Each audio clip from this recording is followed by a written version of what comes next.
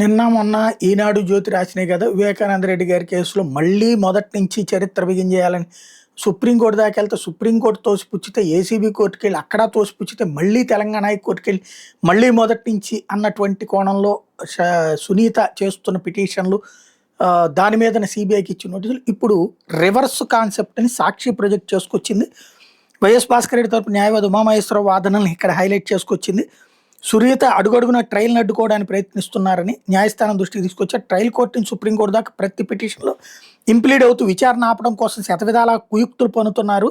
తానే గొడ్డలతో వివేకాన్ని నరికానని స్వయంగా ఒప్పుకున్న నరాంతో ఒకటి దస్తగిరిని అప్రూవర్గా ప్రకటించి నిందితుల జాబితా నుంచి తొలగిస్తే సునీత కనీసం వ్యతిరేకించలేదు.